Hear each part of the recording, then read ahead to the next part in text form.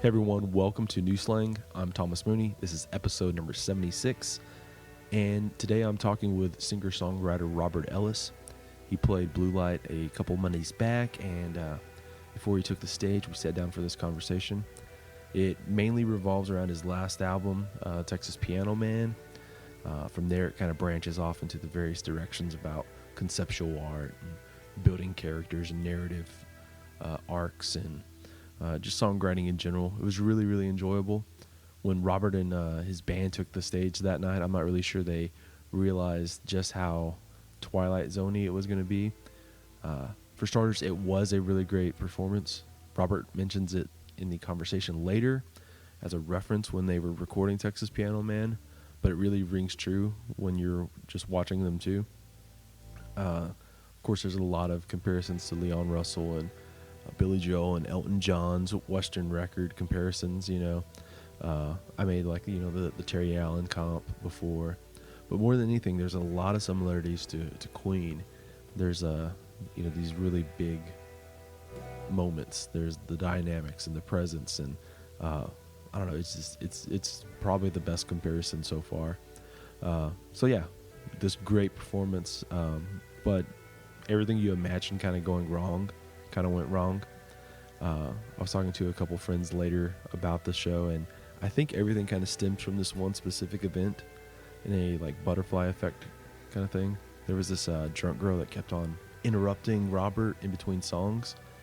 She's asking him if he would play her wedding, and I don't know how serious she was, but it's I'm not really sure it's also the best time to ask in the middle of a show, but I kind of feel like that kind of set off this series of unfortunate events during the show. I don't know. It wasn't just like a one-time thing either. It was like every couple songs, and I don't know. Like Robert was really nice about it, but also it was kind of like, I don't know. Do you not have just common concert etiquette? Anyways, the bigger problem, I guess, was that Robert's piano basically stopped working mid-set. They tried a few different things to get it going back to sound right, and it just never did. And obviously that altered the way they were going to perform the show after that point. So basically he grabbed his guitar and played a lot of these songs that were written on piano and that he's performed on piano this entire time. He ended up having to play a bunch of them on guitar, about half the set, I guess, or maybe the last third, something like that. It was still really, really great, and I don't know. It was just one of those things where you, looking back, you kind of felt like the butterfly wings was that lady or that girl asking about if he would play his or her wedding, and I don't know. I feel like that just slowed down the set enough, just to the point where his piano broke. I think maybe even the worst part is that she left before the piano broke too. So she never even knew, in a way, that she was kind of I don't know. I'm probably rambling here, but I think that there's a little bit of this this butterfly effect thing happening there. Regardless, it was a really great show. Robert and his band were stellar, and even with a few wrenches thrown in the mix, and how they had to work everything out on the fly, it was really, really awesome. If you haven't checked out Texas Piano Man yet, go ahead and do so. It's definitely in my top 3 albums of the year. It may even be number 1. It's just an incredible piece of work. If you don't follow me on New Slang or on Twitter yet, go ahead and do that. It's @_New Slang. Go ahead and like New Slang on Facebook, and then go ahead and give Instagram a follow as well, and that is also @_New Slang. If you haven't given the podcast a rating on iTunes, go ahead and do so. Give it a 5-star rating. Subscribe. Tell your friends. Tell your family. Anyone who loves and appreciates music, go ahead and do that. So yeah, enough rambling. Here is the interview with Robert.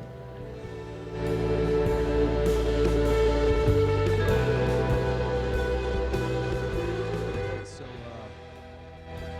I heard a story one time about, I guess whenever the show here was announced, I can't remember who told me, but they were saying Oh yeah, Robert Ellis. He played at the O Bar over here in Is the that what it depot. was called? Yeah, like over here. We were talking about it today, and we could not. Can I curse? Yeah, you can Also, curse okay. on here. I could not fucking remember for the life Can you of hold me. the mic a little bit closer? I Yeah, you're good right there. Yeah.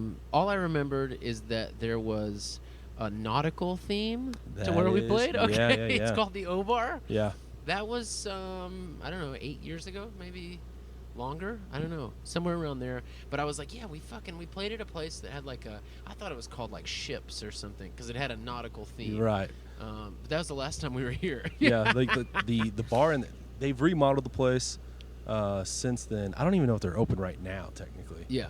But that bar, you couldn't ever like really put your beer on the bar because there was like seashells and stuff Yeah. sticking out, and Barnacles. and you're like, whose idea was this? But I had heard, like, I guess you guys played there, and somebody was saying, yeah, they just did like an open request, I guess, and that people were just throwing out country covers to y'all, and you guys would talk a second and then just start playing them. I mean, if I'm having a bad show, usually I will try everything possible to make it turn around, and that's something we do a lot, which is just like, just I feel like the more you improvise and the more you just kind of go with the flow of whatever is happening, usually the better it turns out. And yeah, I don't remember that particular night other than the nautical theme, yeah. but we do that often, like if I don't know, sometimes I feel like if I'm fighting against the energy in the room, then it's just destined to fail, but if you can kind of move with it and just embrace it and like just whatever you had planned, fuck it, it's not going to work, so yeah, sometimes we'll take requests, sometimes we'll just play random songs that we don't even really know. All of it I feel like pushes us to like be on our toes and actually play music instead of just fucking pushing the button. If you do this enough, it feels like you get into this groove where you just go on stage, you play the same set you played the last night, you say the same jokes, you just push a button, and that's not what I want to do. So I feel like you have to make conscious decisions to like push yourself out of that, Right. That's one of those things where obviously people get used to a set list, and you run through that set list every time, basically. But it's also like the same stage banter and the same jokes. I would kill myself. I couldn't handle. That's not why I play music. Right. I play music to express myself, and ideally, if you're doing that well, you're gonna be different every day. You're gonna be different every fucking 15 minutes, and you're gonna be dealing with different stuff. And I don't know. I feel like the only way to be honest is to improvise. To me, that's like at the core of music. But there is something to be said for, we're also doing entertainment. So there's like this happy medium of like, I see bands sometimes. I saw this chick a couple weeks ago, Maggie Rogers, play in Austin. And I was just like, oh my gosh, she sounded so good and so together and so professional. And I really kind of got down on myself after the show because I was like, man, we have never sounded like that. But I think it's a compromise. Like, she has the set planned out. She has all of the interludes, all of the banter, all of it, like, to the minute is put together. And there's something really powerful about that, especially in a big arena setting, When you have that many variables, I think you kind of have to do that. But I've just had to come to terms with the fact that that's not me, and we'll probably just never do that. Right. Yeah. How much of, I guess where I was going with this was, obviously like some kind of request live kind of, or, just taking requests of just classic country songs or whatever.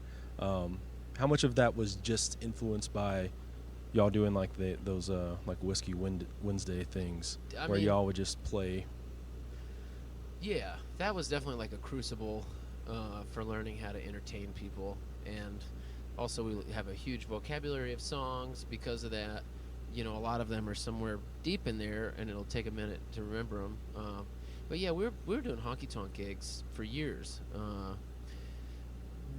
Really to pay the bills, we were working like 5 nights a week, and there's all these little dance halls, all over Texas. You can play these fucking dance halls and play country music, and I don't know. It's a different gig than what we're doing now in a lot of ways, but I feel like doing that early really informed what we're doing now from an entertainment standpoint. It really just made us tight as a band, and it made me, I don't know, pretty. I feel like I definitely am way more confident after doing those gigs with knowing that I can entertain people if I just Right. stop being up my own ass. Like, I mean, that's really what it is. Is like, I don't know. If you haven't ever really gigged, I feel like there sometimes is a pretension about if somebody in the front row is like, play. The worst example is if somebody's like, play Freebird. A lot of musicians would get kind of pissed. They'd be like, I'm here playing my songs, or even, less less maybe malicious than that would be like somebody being like, play a Zach Brown song. They don't fucking know who you are. Right. And they're not there. They're just there to have a good time. And their frame of reference, maybe Zach Brown to them is the coolest thing on the planet. And I think there is something to that, to being able to recognize that they're in a different place than you. And even if you think that's the lamest fucking thing you've ever heard, they don't. And they don't mean it in any mean way. Right. Like, I don't know. Yeah. One of the, I always end up referencing Chuck Klosterman, but he's got this essay about, I guess like he went on tour with this like Kiss cover band, and in the whole, it was like for like a week or something like that. But it was like about how people would rather pay $45 to go see a Kiss cover band than $5 to go see somebody they had never seen before, and it all has to do with just familiarity. You know what I mean? Yeah. And I think you get a whole lot of that when people go out to shows that are not necessarily like a concert hall. If you're just going to a bar venue, and Yeah. you're I guess maybe more used to thinking that the band on stage should play something that you should know. Yeah. I mean, a lot of it, music is recreational, I think, for everybody. Some of us are fortunate enough to get to do it more frequently, to go to shows and to be around music more frequently. But for a lot of people, you got to get a fucking sitter. It's a Friday night, you want to go Right. out. And the whole point is you want to have fun. And so if you go to some singer-songwriter show and he's playing his songs, maybe it's more difficult to connect with that. I think expectation is a lot of it. I'm sure there'll be some people here tonight, there always are at every show, who are maybe not super familiar with our material. They might have seen a poster or something and they're like, oh, music, we might like this. And I think that's part of our job, though, is to entertain them as well as the people who live with the records and love the stuff you're doing. I don't know. It's a daily struggle because I get just as mad as the next person at the drunk heckling mom, in the audience. Like, she can be pretty rough. And yeah, not to gender stereotype here, her male counterpart is probably worse. Right. But just that person who comes to the show and is like, you don't fucking matter to me. You're on the stage, but I don't care. I'm here to have a good time, and I'm the center of my universe, and so you need to play something I know. Right. My ticket into this place is my entry into. Yeah. Like, I want to get what I paid for. I guess. I paid. Or some, Yeah. It's weird. Yeah. I guess like switching over to like this new record. I think like one of my favorite aspects of it is just the vibrant album art.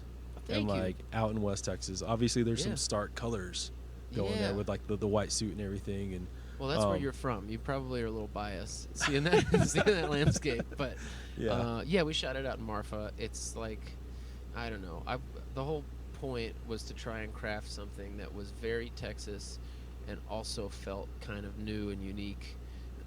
And I don't know, like, I tend to have these overarching like conceptual things with every record. right. And for this one, calling it Texas Piano Man and shooting the cover where we did and the videos and having the songs be what they are, I kind of just wanted all of it to feel familiar in the sense that if somebody from Japan saw it, they would go, yeah, that's Texas. That fits in with my preconceived notions of what Texas are. But I also wanted it to be a little challenging for maybe people that live here that, like me, probably struggle with some of the stereotypes about what it means to be Texan.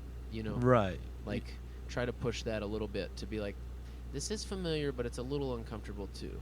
You know, rather than a pearl snap shirt, it's a white tuxedo. It's like, it's kind of like a surrealist interpretation of Texas identity. You know? Mm-hmm.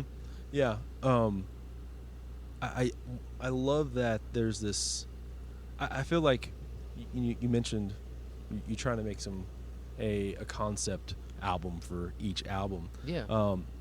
In a way, do you think that, I guess maybe like setting some parameters of what an album's going to be actually makes it a little bit more, like you're able to think more outside the box. Yeah. If you set a box that like we're gonna try and stay. I know it sounds like the opposite, but like, do you think sometimes when you set what the limits are, Yes. it's a little bit more challenging to figure out what we're going for? Yeah, I think that's not unique to music. That's all of life. Limitations are so crucial. You know, to have it's an idiom, you know, is what it's called. To be working within an idiom and to have sort of defined rules and parameters of what that is. I mean, you could get kind of crazy with this conversation, but for me, as a musician who's been doing this a long time, I hear people talk about, you know, what they're doing with music in this way that I feel like is fairly arrogant. I feel like the idea that, let me put it this way, anything that we do in music, in pop music, in quotations, is not new. It is within an idiom. You know, like whether you're writing country music or rock and roll or jazz or any of it, it exists within an idiom that was already there, and you might be adding a little personal flavor to it, but you're not doing anything new. No one is doing anything new, not for a long time. You know, I really don't believe that. And so I feel like I turned a corner where it's like sort of embracing that and saying, okay, well, we can all agree we are making country music, in quotations, in a pop format. You know, we're going to have verses and choruses and bridges, and we're going to have lyrics that maybe tell a story. You know, that's part of that idiom too, storytelling. And when you set those boundaries and limitation, and then you have like aesthetic limitations too, of like, what do I want this to feel like and look like? I don't know. I feel like it pushes you to be more creative within those boundaries. I don't know. A really good example is in recording. If you're in the studio and you have 150 instruments in that studio, it becomes really difficult to figure out which one to pick up. But if you have 4, Right. you know, that's the way a lot of our favorite records were made. All of the R&B and country and blues and rock and roll that we love, oftentimes it was a guy with his guitar that he saved up a bunch of money to buy, you know, at Sears, and that's what he was able to use. And so I don't know, I feel like we have too many options. Yeah. And our current It's the Netflix era, basically. Exactly, Or yeah. the Spotify, having Yeah. access to everything. It makes it really difficult to know what to do, which way to go. And so, yeah, I like to put limitations on myself and, yeah, create a framework to work within. Because otherwise, you have too many choices. It's impossible to decide. I think when you're younger, I don't know if you don't see all of the options, or maybe there's like a romantic, just, you know, you're kind of naive. I feel like when I was younger, I would pick up the guitar and I would just write a song and I'd be like, that's it, that's what I want to say, and it would just happen so fast, you know. But as you get older, it becomes increasingly difficult to know what you want to say and how you want to say it, and the options are overwhelming, you know. One of the things, I listened to that Joe Pug podcast Oh, yeah. the other I love day, him so much. and one of the things that you said on there that I was like, well, I guess you kind of both talked a little bit about it, that I guess like you had said that you like work in like 5-minute increments. That's a little Is trick. Is that I something learned you're... Yeah, I can't remember what the study was. I read something about, well, a lot of people do it for jazz transcription, I realized, but there's also, like, outside of music, there just is this thing where your brain doesn't have the attention span to really focus for more than 5 minutes at a time. Mm-hmm. And even if you feel like I mean, it'll blow your mind. If you do the thing and you set the timer, you set it for 5 minutes, you work for 5 minutes, and then when it dings, you do something else for 5 minutes, and you go through 3 hours back and forth like that, I just find that I absorb so much more. And you give your subconscious a chance to do some of the work. I mean, part of it is that Malcolm Gladwell, like, blink idea, Mm-hmm. which is that your brain is super powerful and your subconscious is super powerful. Like, when you're walking down the street, you're doing a million things. You're breathing, you're taking one step in front of the other, you're taking in all the information of all the people in the cars, and you're doing it all without thinking. So it's just another way to try and harness that, like, subconscious power, which I feel is a little elusive, you know? Yeah.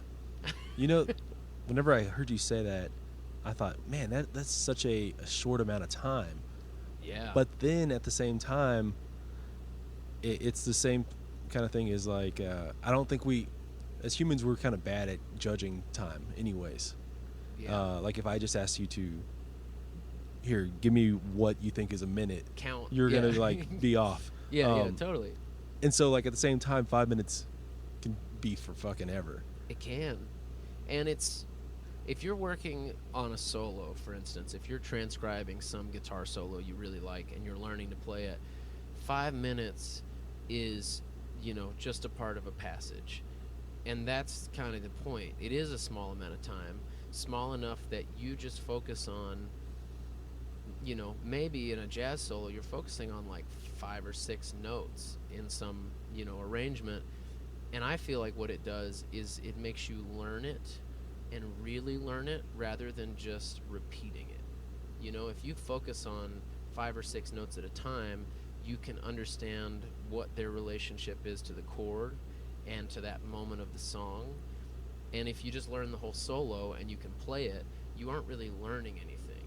You're just Mhm. repeating it, But if you can understand the concepts that are working, then you can take a piece of that solo and you can put it in another song. And you can play it anytime you're confronted with this chord progression, We're getting a little, like, inside music, and I feel like some people are like, I don't fucking care about that or know what he's talking about, but... I do love, I guess one of the things that I just really loved about that conversation you guys were having was, especially in songwriting, Mhm.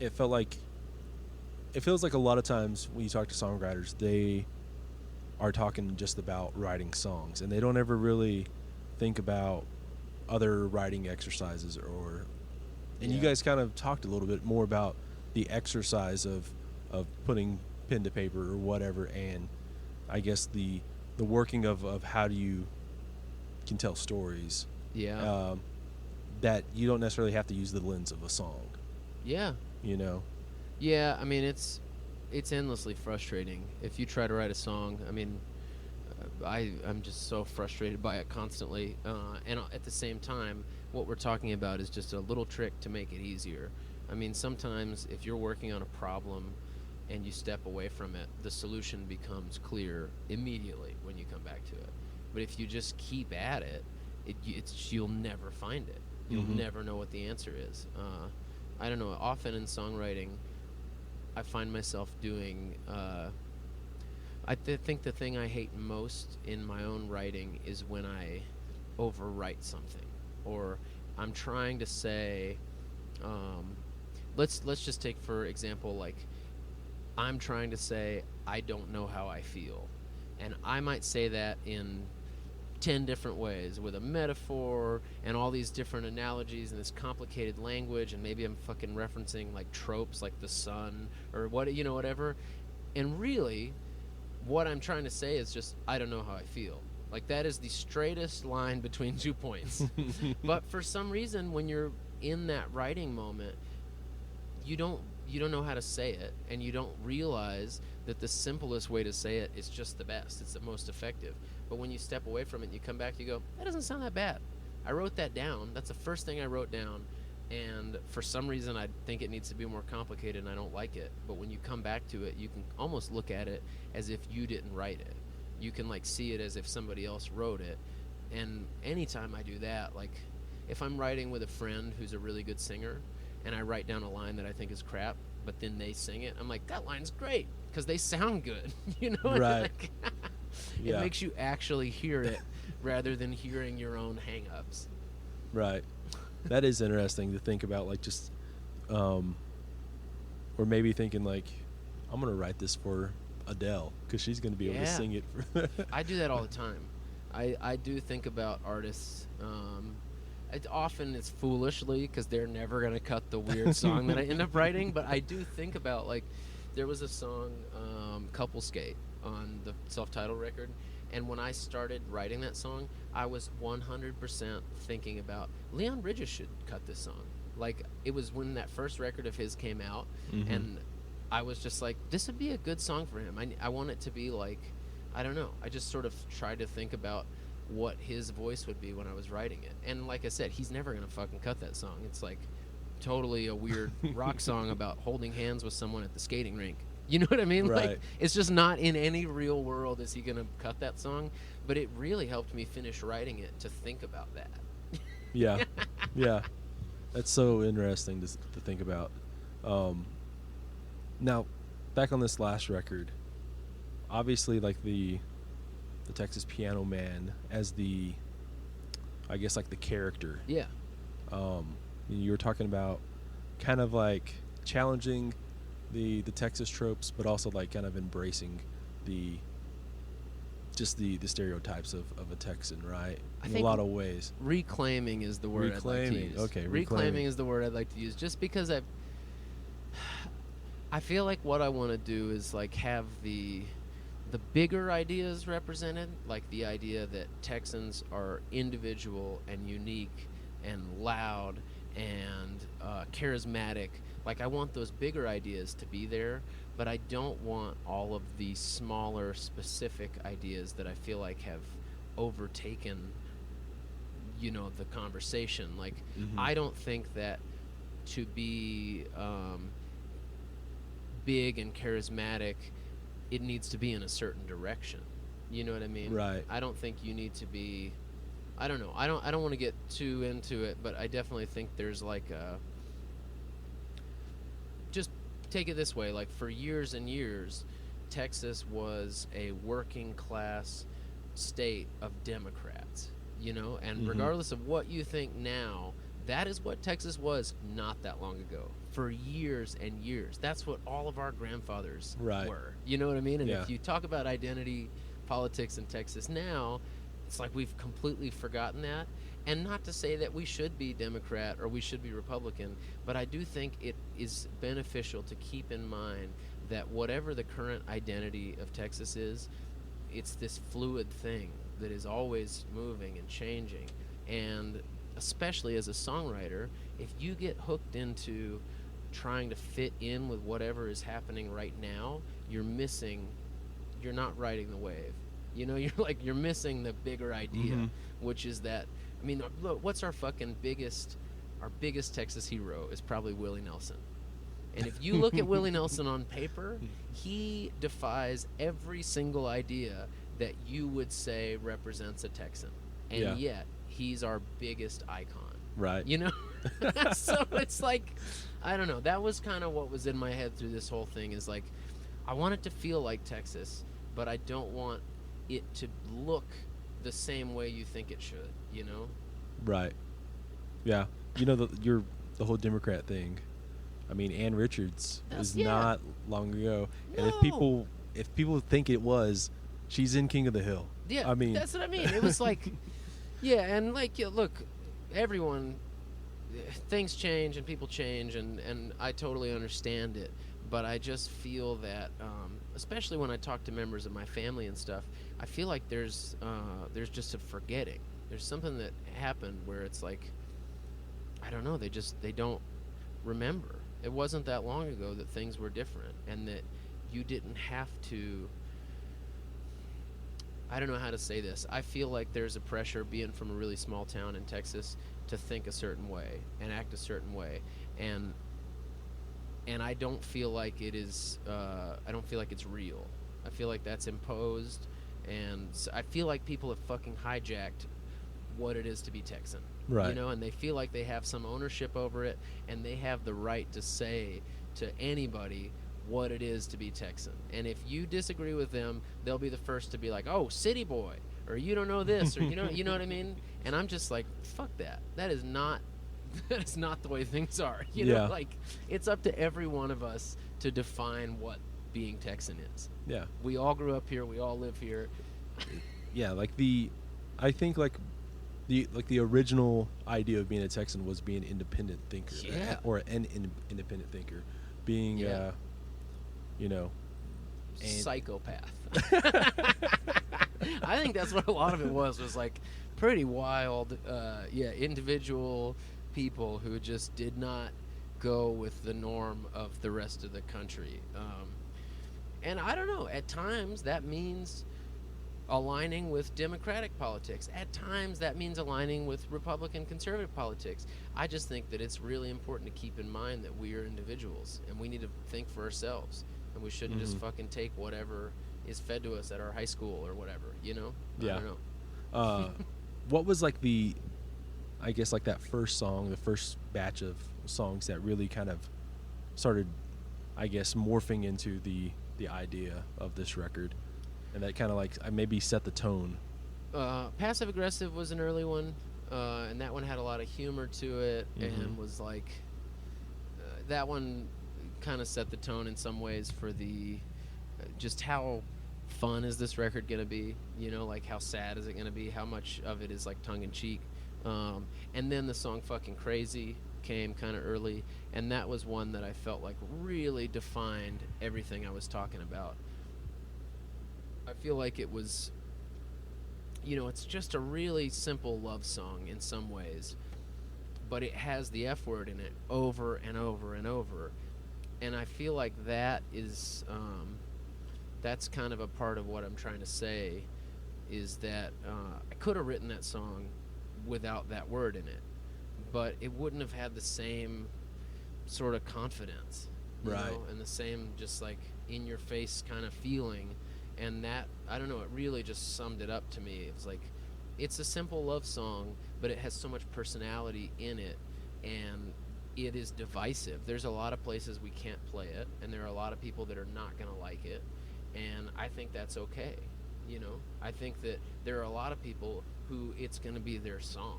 You know, Yeah. there's a lot of people who are going to get married and walk down the aisle to it because they're just like, this is us.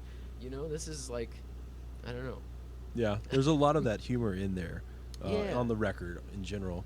You know, the passive aggressive is like very, I don't know. I absolutely love it because it's just, Thank you. it's everyone knows that one person Yeah. who is Yeah. super passive aggressive, but then like,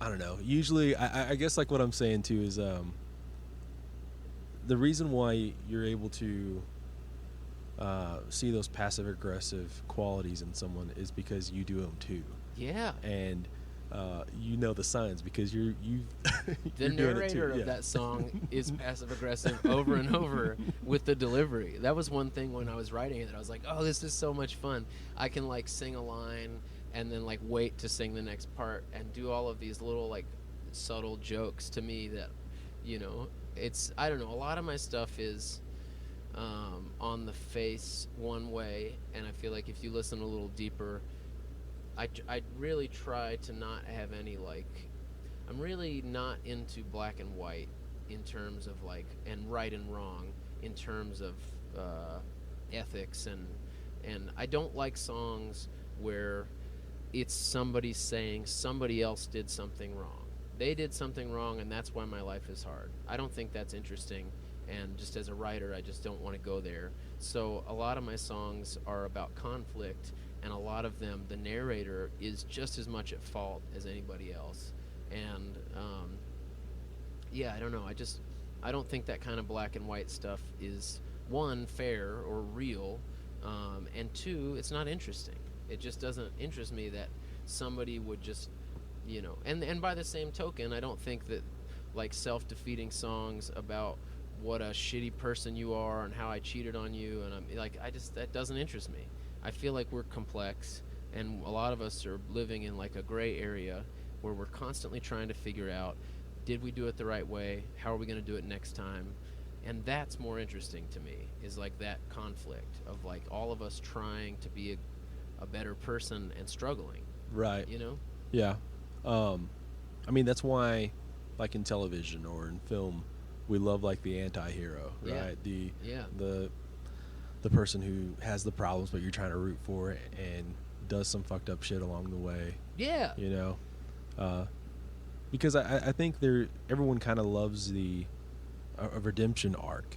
Yeah. You know, it is interesting though. You mentioned, you know, that a lot of times the narrator's at fault or just as much fault as the person they're going after. I think for some reason in music, as a listener, we always think that the narrator's right, and I guess like in the last couple of years, I've realized a lot of times that like, for example, just one of my favorite bands is Turnpike Troubadours, and they've got the song, you know, "Good Lord Lori," and everyone kind of like bashes Lori, and it's like, no, the narrator was being a dickhole. Yeah. Like, and once you kind of realize like that, like, you know what I mean? Like it creates these. You may like the narrator in that song or whatever, but like, you know, he was at fault in the moment that they're singing about. Yeah, just because you relate to him doesn't make him right. Yeah. That's the trick. That's the trick. Yeah. Yeah. I love them. Yeah. They rule. And I don't know. I think there's a lot to that where we project a whole lot of stuff on lead singers.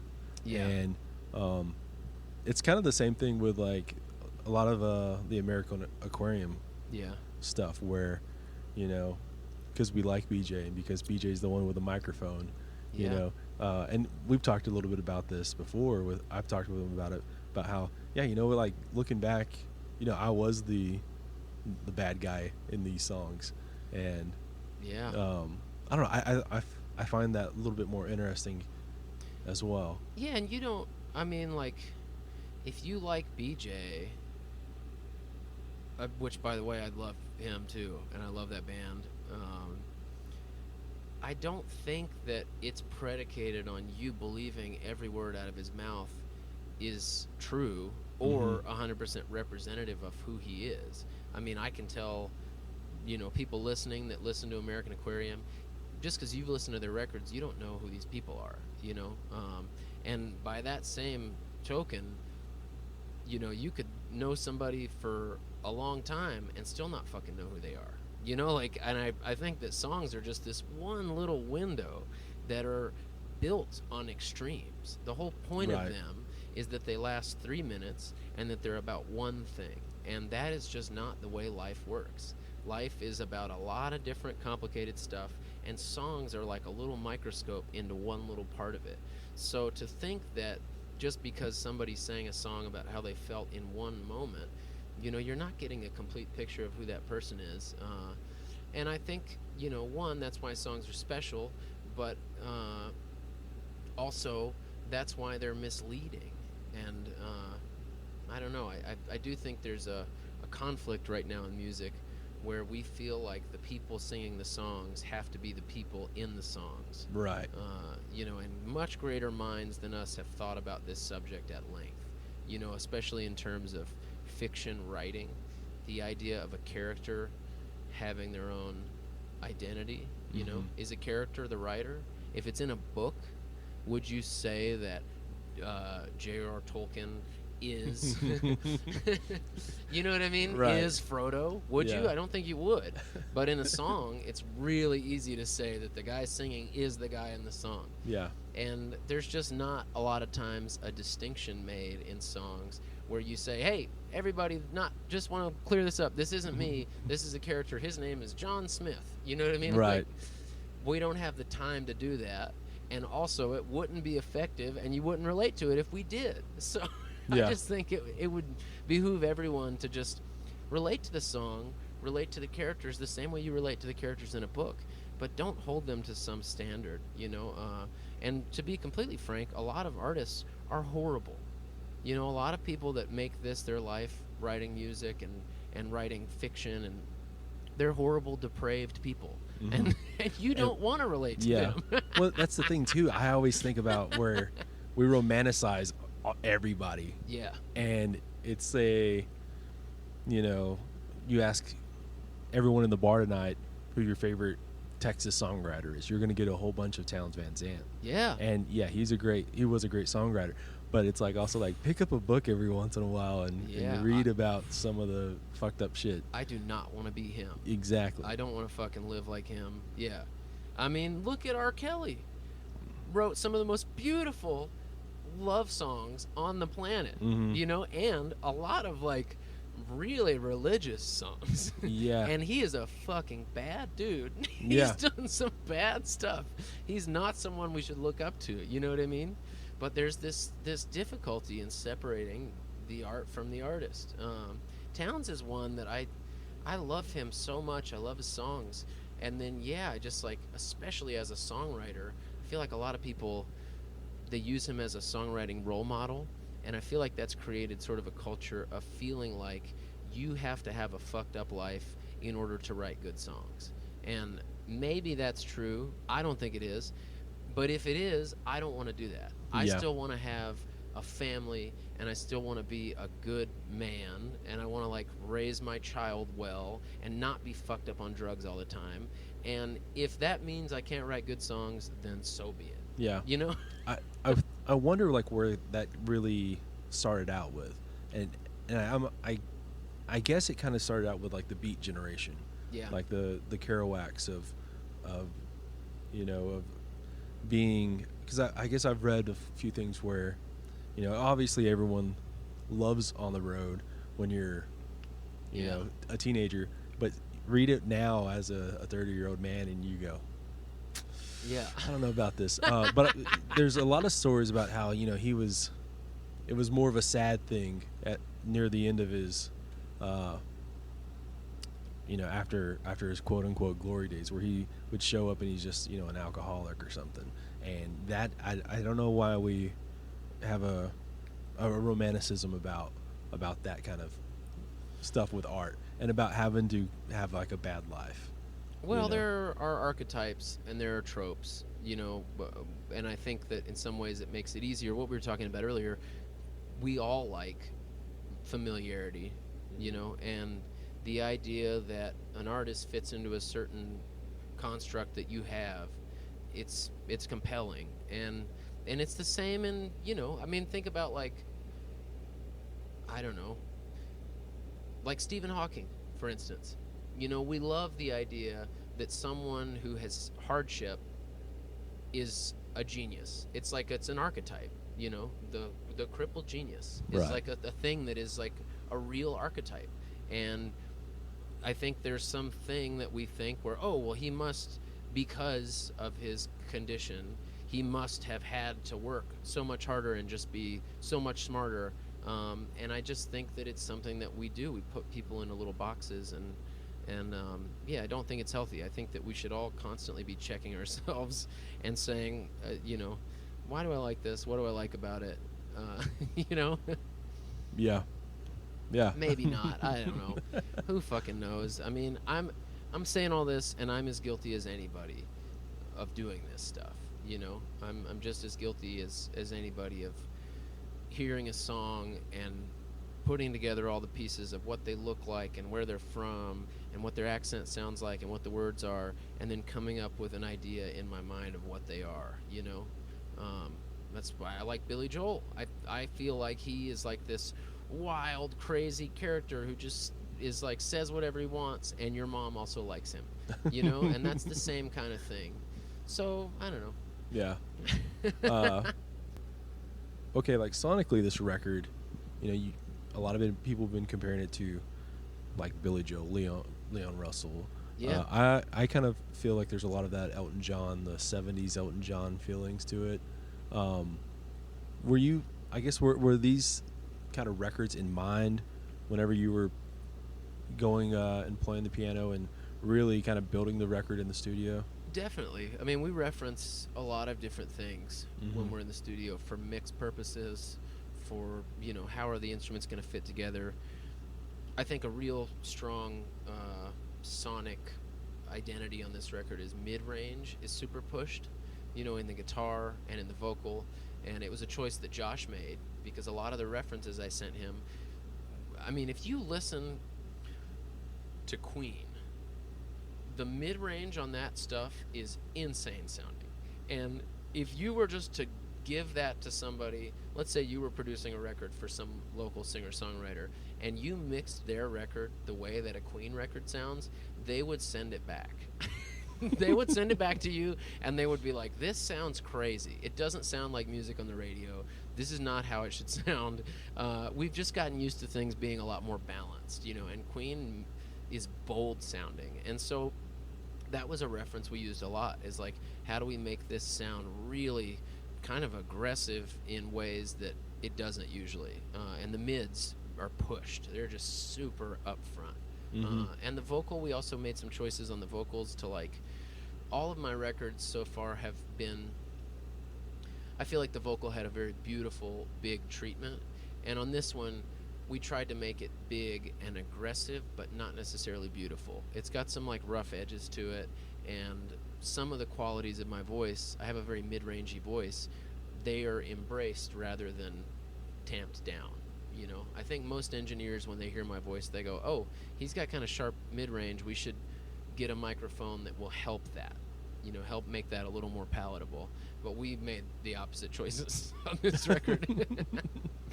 We're talking a little bit about the humor on this record, but there's some, like, super serious moments on this record too. The song Father, when I first heard it, my first thing was I just had to play it again, and I think it's, like, one of the best songs I've heard in a long time. Thank you. But, like, where did that song begin? What's Well, it started out, somebody very close to me didn't know their father growing up and told me that they wrote him a letter. They got his address from somebody and wrote him a letter, don't know him at all, and wrote him this letter. And I just, when I was writing, I started just thinking about, well, what would that letter say? And of course, I put some of what would my letter say, right. But it's definitely an amalgam of a couple different people that I was thinking about. It's not completely my story, but I think, I don't know, I wanted it to kind of be a little universal, because I think whether your father was present for your life or not, I do think there's a feeling when you get older, especially when you have a kid, where you really start asking yourself, like, do I know these people? Like, what do I really know about them?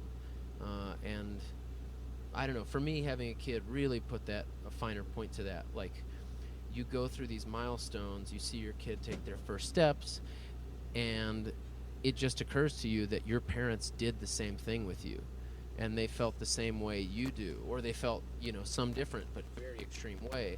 And until you go through it, it just never occurs to you, because why would it? But I don't know, I feel like that song definitely, having a kid had a lot to do with it. My relationship with my father had a lot to do with it, and also thinking about this person and their letter. Yeah, it felt just like it felt like it was, even though you just said it's kind of based on a story, it didn't feel like a story. It felt like a really real moment. Well, a lot of those little vignettes in there are from real things in my life. Like, one thing I try to do, writers that I really like John Prine, rather than talking about huge ideas, big ideas, he tends to focus on really small details. So there's my favorite lines in that whole song are the lines about the I just saw a picture. There's this picture, and I'm looking at it, and I'm like, well, who's that guy in the pickup truck? And, like, we were fishing, we were on the beach, like, I was so little, I don't remember it. And the idea of asking somebody about, like, what was that day? Like, I don't know, to me, and that is a real, I feel like I can't pull out that picture and show you the picture I was talking about, but I feel like I've seen it, I feel like it's something that I've felt when I was looking at a picture and gone, like, God, what was this? I must have been like 5, Yeah. It's also, I don't know, I think especially with the picture imagery, we're from like a time where not everyone had a camera. You know what I mean? Yeah. And I think photos meant a little bit more. Definitely. And in- definitely cooler. Yeah. They looked a lot. I think they looked better. I mean, if you go back through your family photos, you'll be like, "This is so awesome looking," because Mhm. they just snapped one photo. You know, nobody was rolling around with a ton of film.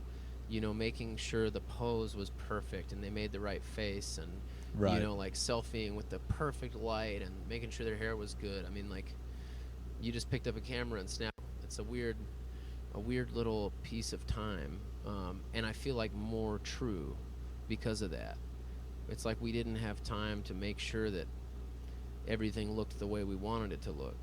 You know, we just snapped it, and that's just somebody who's making a weird face. I feel like there's more information in that. Yeah. Yeah. Yeah. We could go down that rabbit hole of Yeah.